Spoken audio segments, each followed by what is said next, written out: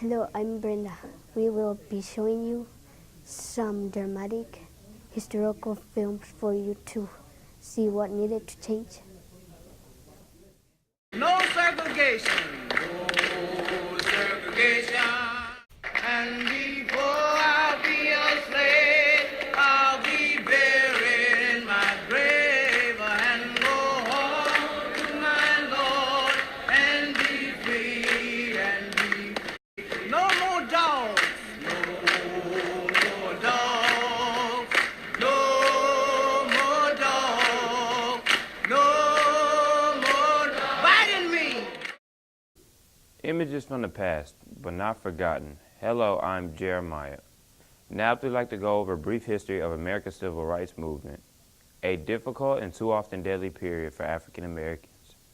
Although blacks had suffered since slavery, it was time for a change.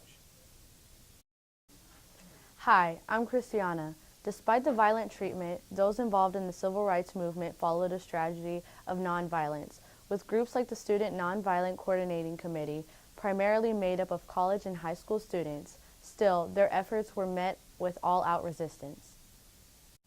Hi, I'm Kanesha. The mood in the black community was about to change. On December 5, 1955, Rosa Parks left work and boarded a bus for the ride home. She sat just behind the section marked whites only. Soon the bus was full. 2 white men boarded, and the blacks, as required by law, were told to move to the back of the bus. Rosa Parks refused. She was thrown in jail. Hi, I'm Jawan.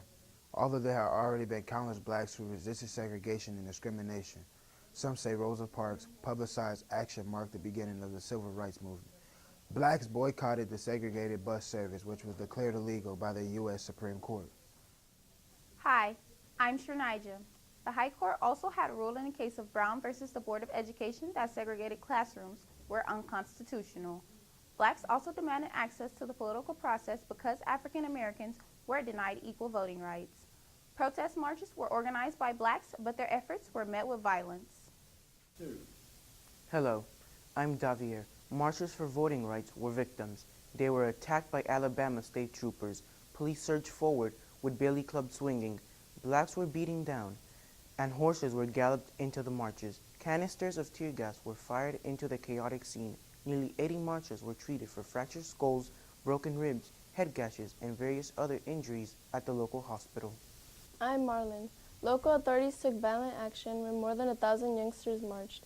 They were met by a wall of Birmingham police, firemen with high-pressure water hoses, and snarling attack dogs. The firemen aimed their powerful water hoses at the demonstrators, blasting them to the ground, knocking them senseless, ripping off their clothing. The dogs clawed, grabbed, and bit. Drenched and bleeding, the marchers broke rank and fled. Through it all, reporters and photographers documented the Birmingham Police and Fire Department attacking children. The face of Southern racism was being revealed. I'm Dia Marvelous. Blacks are trying to desegregate public facilities and stop the practice of not allowing blacks to sit and eat at lunch counters. There were countless of arrests by the authorities in charge, with whites encouraging violence. During a bus ride through the South, some of the Freedom bus riders were even killed. Now, although there are many black leaders, Dr. Martin Luther King Jr. stood out. But it really doesn't matter with me now, because I've been to the mountaintop. I don't mind. Hey, hi, I'm Ayana. Dr. King advocated nonviolence when faced with racism, and he was fighting for the poor when his dream was cut short. I'm Jamon. On Thursday, April 4th, 1968, King was in Memphis preparing for yet another march. At 5 o'clock, King and another minister stood on the balcony of the Lorraine Motel, waiting to go to dinner. Suddenly, a shot rang out, and King's men turned to find their leader had fallen. Dr. Martin Luther King Jr. was pronounced dead at the age of 39.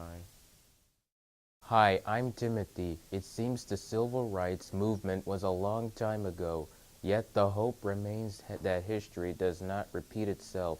Don't discriminate against others.